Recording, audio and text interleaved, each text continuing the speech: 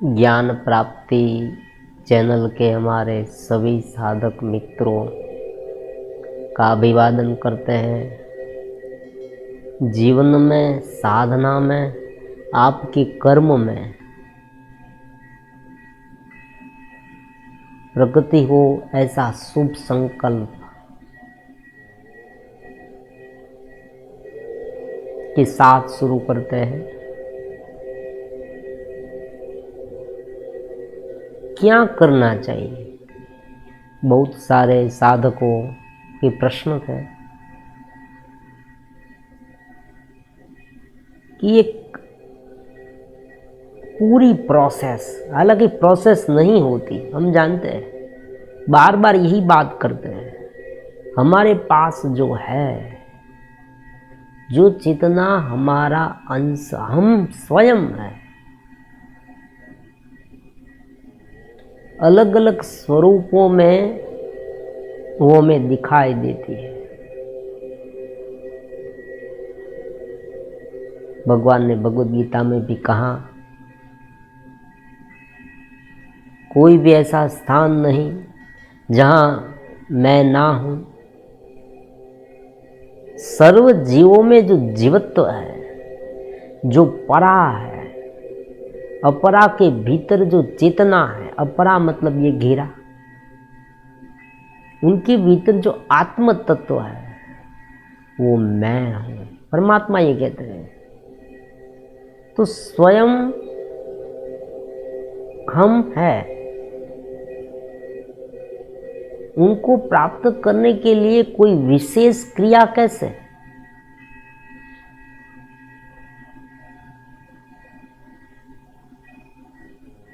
लेकिन फिर भी इस घेरे के साथ धीरे धीरे घिरने के कारण ये जो चेतना है, नाम और रूप, पूर्ण नाम और रूप से रहित अचिंत्य, प्रमाता, प्रमाण और प्रमेय से रहित, निरतिशय आनंद रूप। उपनिषद भी कहते हैं, यतो वाचो निर्वतन्ते अप्राप्य मनसा सह। ऐसी जो चेतना है, जो परमात्मा का अंश है, कहीं पर निराश होने की आवश्यकता नहीं, दुखी होने की आवश्यकता नहीं। सहजता चाहिए, एकदम शांत होने की आवश्यकता है। आप शांत होगे ना, तब आप में नई दिशा प्रकट होगी, नवीनतम प्रज्ञा उत्पन्न होगी,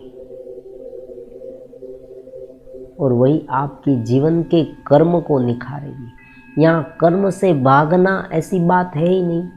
एक बात खास याद रखें, इनके बारे में भी हम वीडियो बनाने वाले हैं कि कर्म करे या ना करे, तो करे तो किस तरह से करे, और वर्तमान कर्म हमें क्या साधना में बाध्य है? वास्तव में साधना का समय है। उस समय में सबसे पहले एक समय निर्धारित करें, फिर धीरे धीरे एक स्थिति बने, फिर 24 आवर साधना में रह सकते हैं, ध्यान ध्यानस्थ स्थिति। इसलिए 3 वीडियो बनाए। 3 वीडियो में एक ही बात है, चित्त की स्थिति, धीरे धीरे आत्म स्थिति, मैं आनंद हूं, ऐसी स्थिति घेरे के ऊपर उठकर।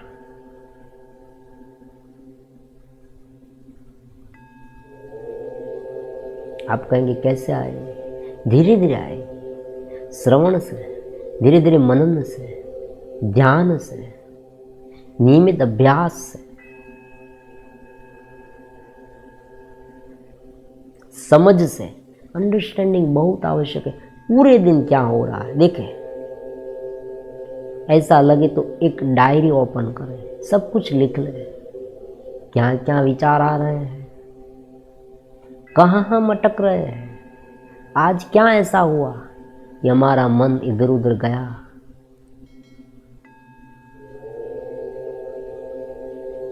विपरीतीकरण स्थिति कैसे आई, ये सब लिख ले। ये आपकी पर्सनल डायरी। आपकी पर्सनल नॉट है, वो धीरे धीरे आपको ऊपर उठाएगी।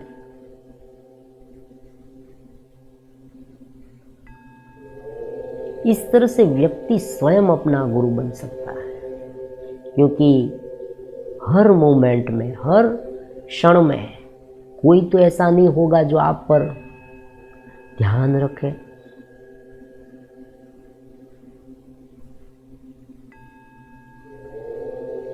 आप ध्यान करें, ध्यान में भीतर जाए, पूर्ण चेतना से भर जाए, फिर जब आप बाहर आए उसमें, तब अलग अलग वृत्तियों उत्पन्न हो, तब कौन सी वृत्ति ज़्यादा हमें डिस्टर्ब कर रही है उन पर जरा सोचें और उनका समाधान ढूंढ निकालें, वहाँ समाप्त हो जाएगा। लेकिन अगर नींद में चले जाएंगे, मान लीजिए कोई ऐसी वृत्ति उत्पन्न हुई और उस वृत्ति में घिरते गए अपने होश के अपने चेतस को भूल गए और उसमें ही घिर गए लंबे समय तक, तो क्या होगा? अचेतस, और अचेतस स्थिति है ना, वो गहरी नींद है। इस गहरी नींद में पूरा जीवन बीत जाए, आने वाले बहुत सारे जन्म बीत जाए, ऐसा संभव है। It is possible. तो आज की वीडियो में जब व्यक्ति ध्यान करता है, कौन सी क्रिया करनी चाहिए? सबसे पहले हम इस शरीर को समझते हैं। प्राथमिक बात शरीर को समझना। भगवान ने भी कहा है कि ये न अन्यते अन्य माने शरीर, तुम्हारे भीतर जो चेतना है वो चेतना इस शरीर नष्ट हो जाने के बाद भी ये चेतना जैसी थी वैसी ही रहेगी। न अन्यते अन्य माने शरीर, ये आत्मा नाश नहीं होता, ये आत्मा का नाश नहीं होता। तो नाश किसका होता है? शरीर का। अगर शरीर का भी नाश नहीं हुआ, देखो एक बहुत नवीनतम बात है और वैज्ञानिक बात है, शरीर का परिवर्तन होता है। किसी भी तत्व का नाश नहीं होता। 5 तत्व जैसे है वैसे ही है, उनका परिवर्तन होता है। परिवर्तन होकर दूसरी चीज बनती है। शरीर, व्यक्ति की डेथ हो गई तब क्या होता है? इस शरीर को अग्नि में जलाया जाता है। तो अलग अलग तत्वों के जो है, पृथ्वी में मिल जाती है, पानी में मिल जाता है, वायु में मिल जाती है, आकाश में मिल जाता है। तो उनका परिवर्तन हो जाता है, वो अलग अलग हो जाती है सब कुछ,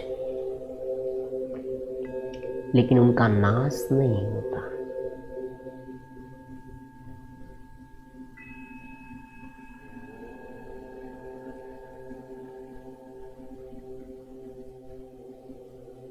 तो ये शरीर जो है, उनका यूज क्या है? ये शरीर हमारा साधन है, ऊपर उठने में मदद कर रहा है। अगर कोई भी व्यक्ति जो है नींद में है, मान लीजिए एक व्यक्ति अज्ञान है और वो नींद में है, सो गया है, पूरी तरह सोया हुआ, दूसरे दिन जब वो जागेगा तब उनमें कोई डिफरेंस नहीं आएगा। आज रात जब वो सोया था तब उसने, उनके मन में जो जो विपरीत संस्कार थे, वही संस्कार फिर से जागते समय उनमें आने लगा। उनमें कोई परिवर्तन नहीं आता। एक शराबी है, वो सो गया तो दूसरे दिन शराबी रहेगा। उसी तरह से उनमें कोई भी प्रकार का जो बदलाव लाना है तो जागृत स्थिति में ही संभव है। नींद में कभी परिवर्तन नहीं आता। आप सो जाए तो जो जो आपने जीवन व्यतीत किया है ना, वही आपके स्वप्न में आएगा, उनमें कोई आप बदलाव नहीं ला सकते। हाँ, योग निद्रा के माध्यम से आप उनमें बदलाव ला सकते हैं। उनके बारे में भी एक वीडियो हम बनाएंगे। निद्रा भी योग बन सकती है। जब आप ऐसी सोच, जब आप ऊपर उठते उठते सो जाए, नींद में चले जाए, तब ये नींद भी योग बन सकती है। तो बैठने की क्रिया, कैसे बैठे?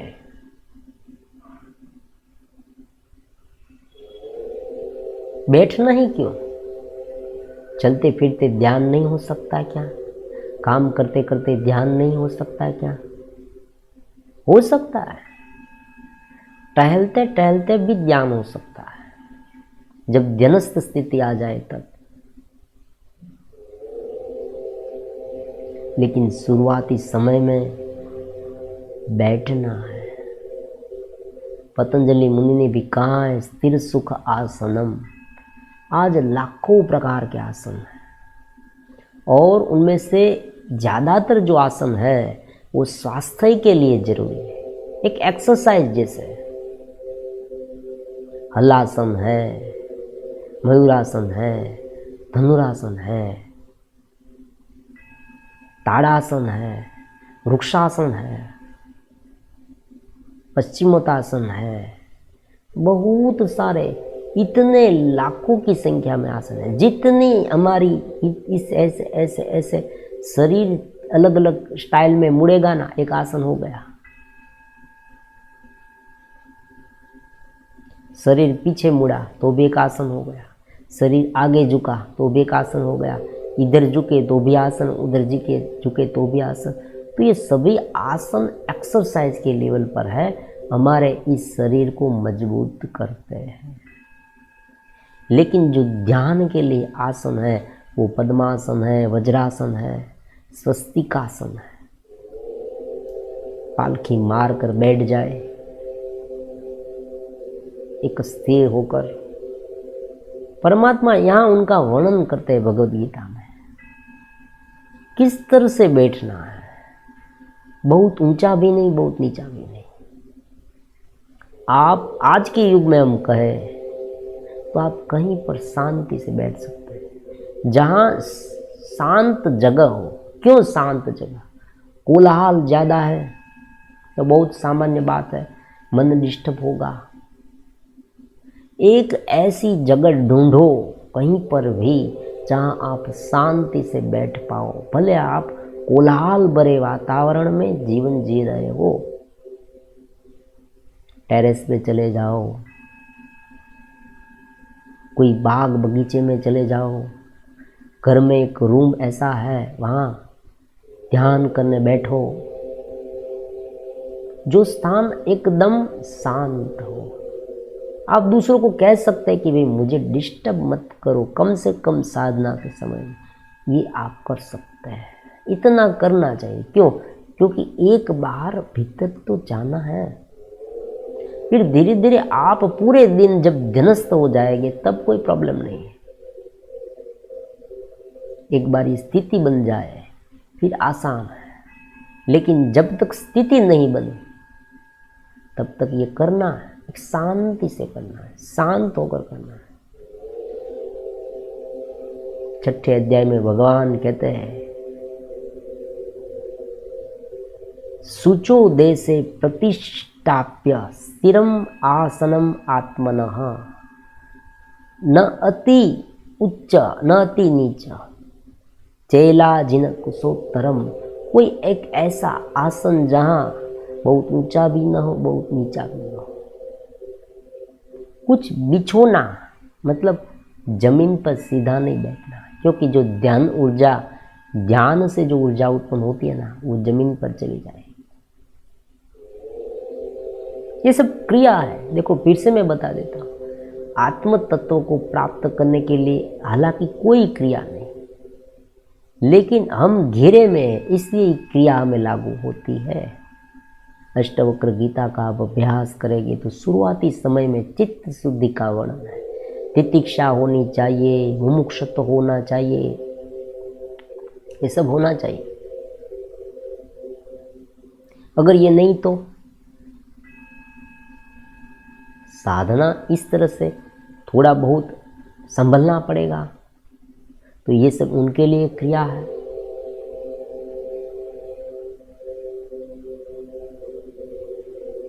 विज्ञान भैरव तंत्र में भी 2 प्रकार की क्रिया है, 3 प्रकार की क्रिया, मुख्यतः 3 प्रकार की क्रिया।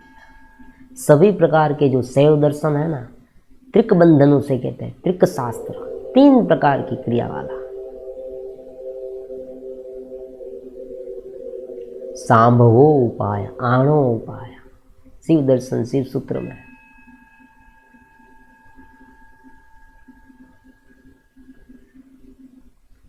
जो चित्त शुद्ध नहीं हुआ उनके लिए शुरुआती स्थिति बैठने की क्रिया। बैठे तो सही, इधर उधर भटकते रहेंगे, क्योंकि शुरुआत में क्या होता है देखो, चेतना, मन, इंद्रिय, स्मृति और शरीर के साथ इतनी गिर गई है कि मन शरीर चलित हो तो मन चलित होगा, मन चलित हो तो चेतना उनमें बैठ गई, घुस गई, तो वो भी इस तरह से घूमती रहेगी। धीरे धीरे इनसे ऊपर की स्थिति डेवलप होगी, तब क्या होगा, शरीर कितना भी हिलेगा डुलेगा लेकिन चेतना शांत रह पाएगी। शुरुआती समय में साधक को क्या होता है, थोड़ी सी आवाज आती है, थोड़ी सी आवाज, तो विचलित हो जाता है, उनका ध्यान भंग हो जाता है। वो कहता है भाई शांत रहो, मेरा ध्यान नहीं लग रहा। लेकिन धीरे धीरे एक ऐसी स्थिति आएगी कि जब वो कोलाहलपूर्ण वातावरण में भी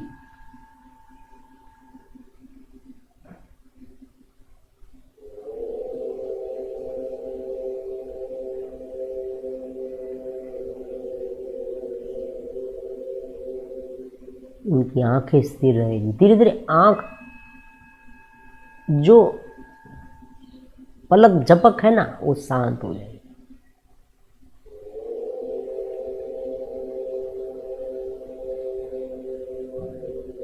धीरे धीरे धीरे धीरे ये स्थिति डेवलप हो, फिर व्यक्ति आपको पूछेगा, दूसरा व्यक्ति, आप ऑफिस में काम कर रहे हैं, आप कहीं पर भी होगे, अपने वर्किंग प्लेस में,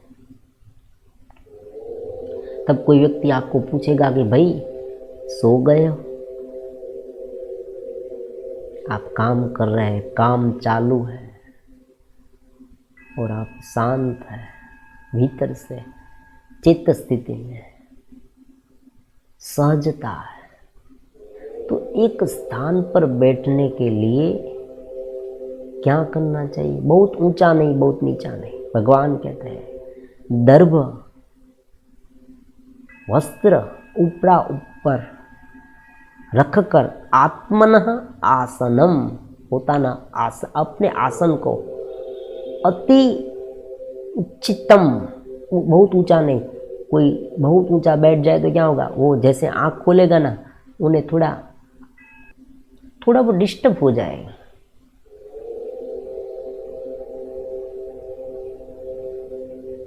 बहुत नीचा बैठा है तो भी उसे थोड़ा असहज लगेगा। देखो ये शब्द बहुत महत्वपूर्ण है, असहज सा फील होगा।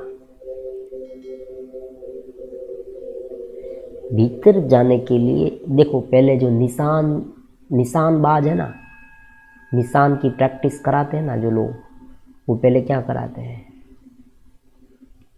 सबसे पहले उन्हें एकदम शांत कराते हैं, फिर निशान लेना है। उस तरह से एकदम शांत करके धीरे धीरे धीरे धीरे जब सजगता बढ़ेगी तब बात बनेगी, सजगता बनेगी तो बात बनेगी। अति नीचम न स्थिरम प्रतिष्ठाय, इस तरह से स्थिर करना चाहे। तत्र एकाग्रम मनः कृत्वा, यत चित्तेन्द्रिय अक्रिय उपविश्यासने युज्जन योगम आत्मविशुद्धये।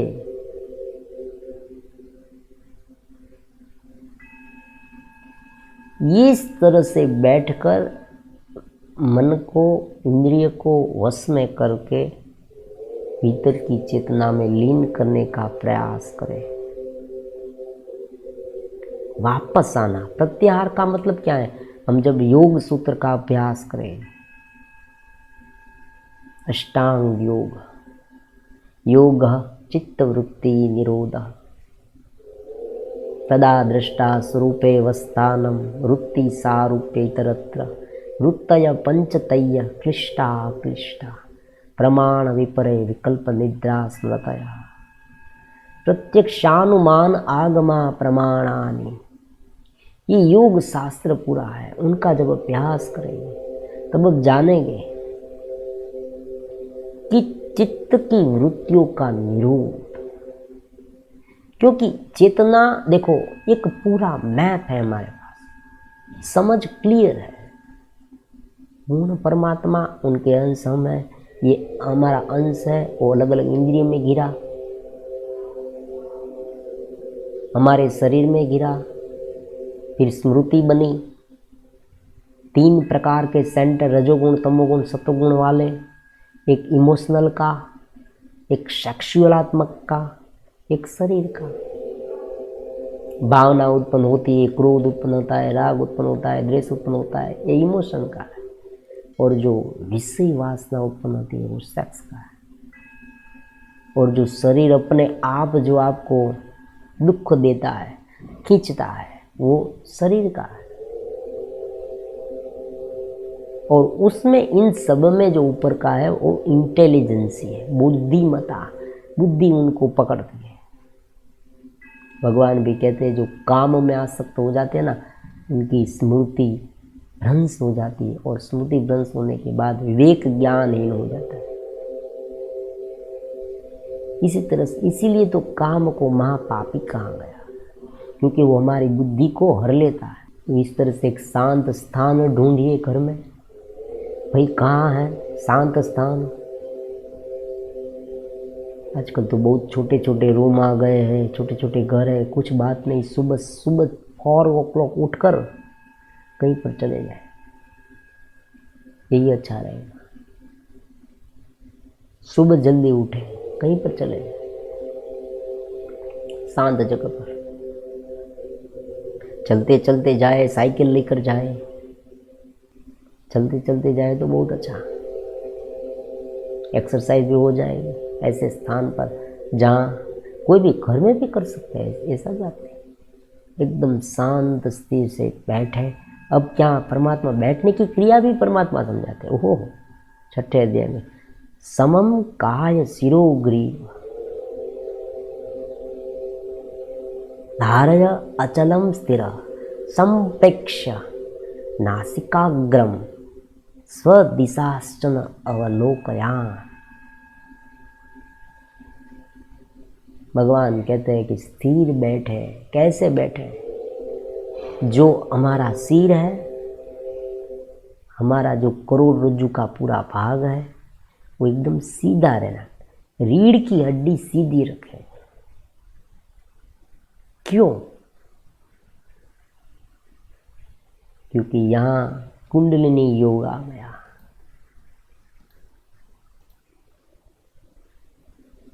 कुंडलिनी योग है ना, वो वास्तव में देखो, सारे योग जो है ना, नाद योग है, ब्रह्म योग है, लय योग है, कुंडलिनी योग है, हठ योग, सभी योग अलग अलग प्रकार के साधन मात्र है।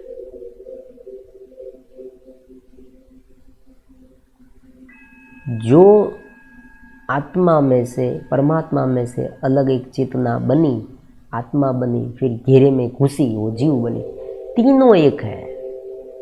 कोई कोई हमें पूछते हैं, साधक मित्र, हमारे प्रिय साधक मित्र, कि भाई ये कौन अलग है?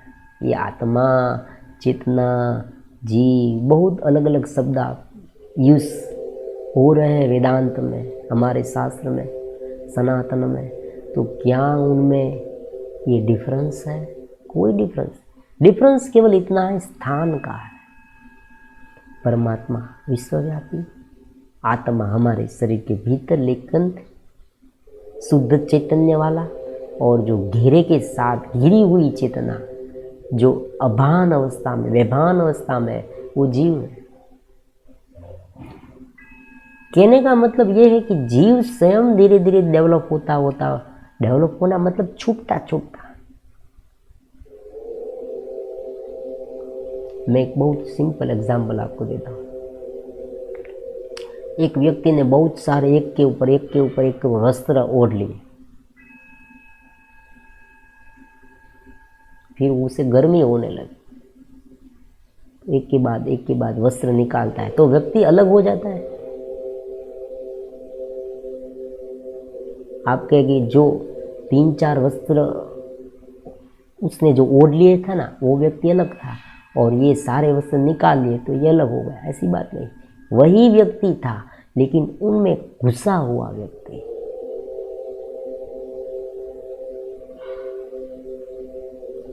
जितने भीतर जाओगे ना, जितने भीतर, इसमें यही बात है, वापस आना। अब देखो, मजे की बात समझो, भीतर जैसे जैसे जाएंगे ना, एक बार भीतर जाते चेतना तक जाए ना, फिर जो बाहर का है ना, वो चेतना में लगेगा। ये बात बहुत नवीन है, लोग यही बात पर हम उलझ जाते हैं।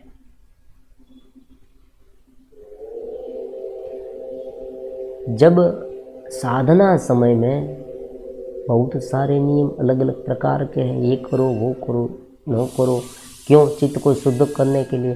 धीरे धीरे आत्मा जग गई, फिर ये सब जो जगत है वो परमात्मा में लगेगा। परमात्मा कहते हैं, उनकी एक पूरी थियरी, सबसे पहले तुम्हारे आत्मा में मुझे देखो, फिर तुम मुझे सर्वव्यापी देखो।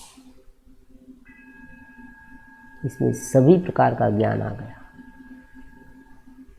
तो यहाँ पर भगवान कहते हैं, सम काय शिरोग्रीव, इस तरह से झुक कर नहीं बैठना, इस तरह से नहीं बैठना, एकदम थोड़ा ऐसे स्थिर रीढ़ की हड्डी रखे, ताकि जो सुषुम्ना नाड़ी क्लियर रहे। भले आपने कुंडलिनी योग का अभ्यास नहीं किया, फिर भी जब आप इस तरह से ध्यान करेंगे शांत रहकर, अपने आप वो जगेगी। कुंडलिनी शक्ति जगना दूसरा कुछ नहीं, ऊपर उठना है। आप देखिए, जो भी व्यक्ति कुंडलिनी योग के बारे में थोड़ा बहुत जानता है, उसे पता होगा कि जो मूलाधार चक्र है ना, उदा और जनेंद्र के बीच में जो 4 इतना डिस्टेंस है, वहाँ पर कुंडलिनी शक्ति सुसुप्त अवस्था में, उनका मतलब ये हुआ कि जीव वहाँ आकर लॉक हो गया है। अविद्या युक्त वासनाएं वहाँ है, वहाँ पर वो इतना गिरा हुआ है, इसलिए उसे ये महसूस होता है। तो ऊपर उठना मतलब उस स्थान से चेतना धीरे धीरे ऊपर उठकर यहाँ ब्रह्मरंध्र में पहुँच जाती है। हो गया कुंडलिनी योग। अब यहाँ ज्ञान में यही तो करना है, घेरे से ऊपर उठते उठते। तो जैसे जैसे, क्योंकि ज्ञान दो हो ही नहीं सकता, ज्ञान दो कैसे हो सकता? जिसे प्राप्त करना है वो 2 चीज कैसे हो सकती? अद्वैत तो किसी को मान्य ही नहीं है ना। हमारे सनातन धर्म में द्वैत किसी भी हाल में मान्य नहीं। माया से कल्पना कर सकते हैं, कल्पित है, लेकिन द्वैत नहीं है, एक ही है। द्वैत का कोई स्थान ही नहीं। हाँ, एक धारणा की जा सकती है कि कुछ समय के लिए द्वैत है, फिर अद्वैत है, इसलिए विशिष्ट द्वैत, शुद्ध द्वैत ऐसा नाम रखा, लेकिन द्वैत तो नहीं, द्वैत नहीं, शून्य भी नहीं। देखो, यहाँ शून्य का भी नाश। हम सनातनी शून्य को नहीं मानते, ये खास याद रखें। जब सब कुछ शांत हो जाता है, घेरा शांत हो जाता है, तब क्या रहता है? कुछ तो है ना, जिसमें हम कल्पना हमने की। रस्सी है, उसमें सांप दिखा, रस्सी में सांप दिखा, तो रस्सी तो है ना, नाम और रूप की जो कल्पना है वो हमने किस में की? परमात्मा में की। तो परमात्मा तो है ना, आत्मा तो है ना, ब्रह्म तो है ना। तो बैठने की क्रिया में आप रीढ़ की हड्डी सीधी रखें, एकदम शांत होकर सोफे पर बैठ सकते हैं। फिर परमात्मा तो ये कहते हैं कि दृष्टि यहाँ रखें।